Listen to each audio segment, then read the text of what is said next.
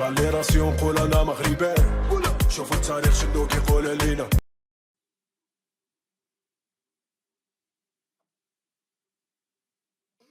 طبعا كوتش، اليوم المنتخب المغربي صعب الامور عليكم. هل كنت بتعتقد انه ممكن تتعادل مع منتخب المغرب؟ السؤال الثاني، شو حظوظك بمجموعة أصبحت وكيف حتلاقي الأمور؟ هل هي معقدة أم سهلة بالجولات القادمة؟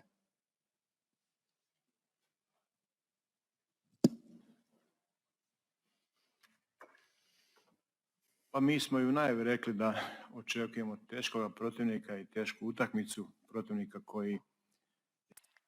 أنا أعتقد أنه كنا نحن بصدد خصم بنى علينا الكثير من الضغط وكان متأهبا جيدا، كان متربصا لنا لنرتكب الأخطاء، وكان متأهبا أيضا لكي يستغل نقاط ضعفنا. يعني نحن كنا جاهزين لكل ذلك. ما لربما كان ناقصا كانت بعض التمريرات. الأفضل من ذلك أن نكون متأهبين بطريقة أفضل. فيما يتعلق بالكرات العرضية كان يتعين علينا أن نهاجم بطريقة أفضل. نحن كنا نعرف أن هذه المباراة ستكون مباراة صعبة وأن الخصم المغربي سيكون خصما لا يستهان به، بالتالي سيتعين علينا أن نمضي قدما بناء على كل ذلك. السلام عليكم. مع موقع ماتش بريس. مدرب، اليوم شفنا المنتخب الكرواتي كان دائما تقريبا نفس طريقة اللعب اللي أثناء توصلكم بالكرة كنشوفوا على ان المنتخب الكرواتي كيهاجم بالجميع وكيرجع عاوتاني بالدفاع. نفس الشيء كان عند المنتخب المغربي. واش هذا ما صعبش المأمورية ديال المنتخب الكرواتي، وخاصة على ان وسط الميدان كان شرس بين المنتخبين؟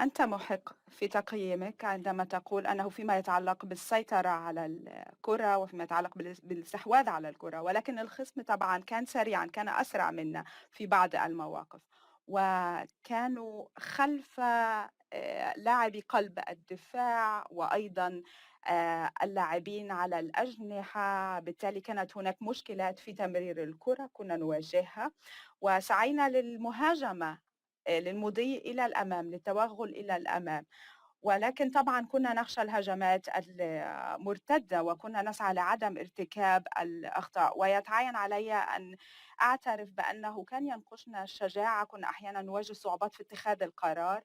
كان طبعا المناخ، كان الطقس ليس بصالحنا، ولكن على أي حال كرواتيا كانت مستحوذة على الكرة بنسبة أعلى، ولكن الفرص لم تكن بما يكفي ولم نكن بالصرامة، يعني ولم نمضي إلى الأمام بما كنا نرغب به.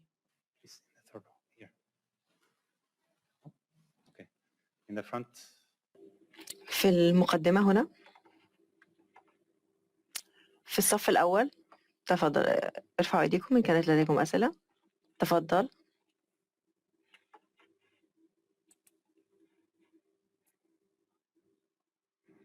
جعفر لخن من الهند.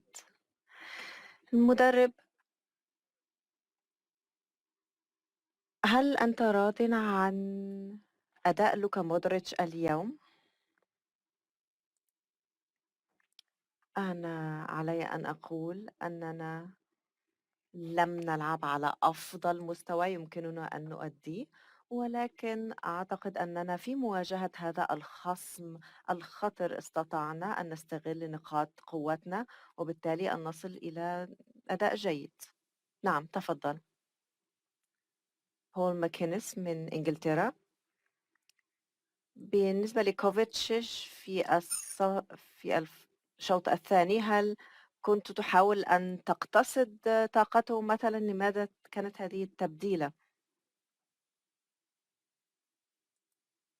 لا، لم تكن هناك إصابة، ونحن أردنا فقط أن يكون هناك اللاعب الذي يستطيع أن يقوم بالتمريرات الطويلة، وبالتالي أيضًا أن نزيد من حظوظنا لإحراز الهدف.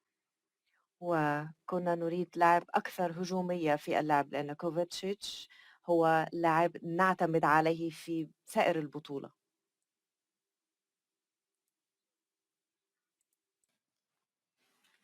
مساء الخير. رياض غازي ديربي سبور ماروك.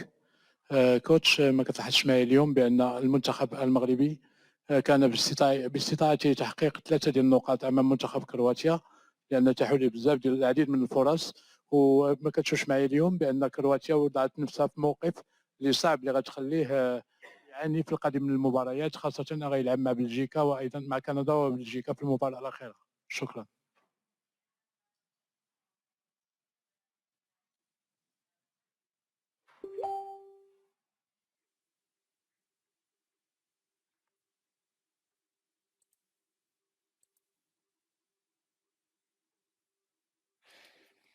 نحن في الحقيقة لم نرى من ناحية المغرب الفرص أو فرص كثيرة خلقوها.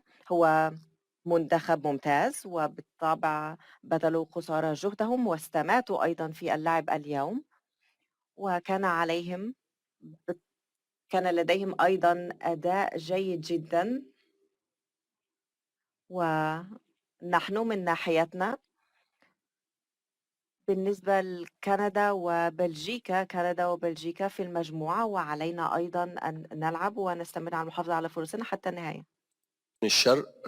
سؤالي بخصوص هل ما قدمه المنتخب الكرواتي من أداء في مباراة اليوم يدل على أنه وصيف النسخة الماضية من البطولة؟ هل ترى أن ذلك كافيا لتكرار ما حدث في النسخة الماضية؟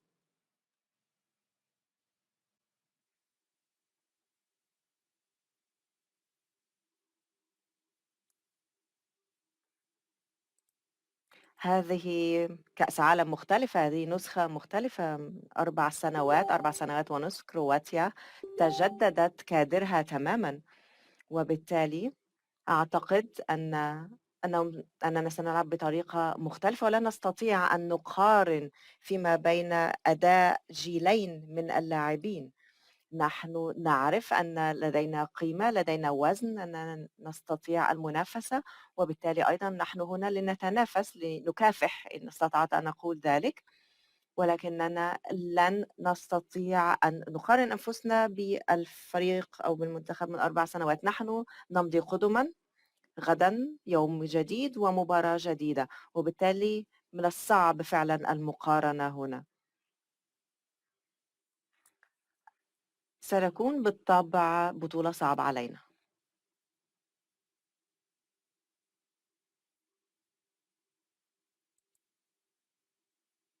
مراد وكيل من المغرب.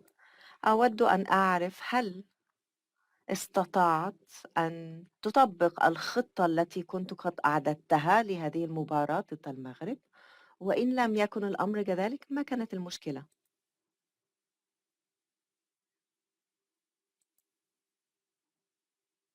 نعم، نعم، نحن استحوذنا على الكرة، ومن الناحية الأخرى كان لدينا أيضا خصم شرس وهجومي، واستطعنا بالطبع أيضا أن نستحوذ على الكرة، استطعنا أيضا أن نعترض الهجمات. المغرب كانت جاهزة لمواجهتنا بطبيعة الحال، ونحن أيضا بالطبع من الناحية التكتيكية تحضرنا للعديد من الإمكانيات. شكرا للجميع.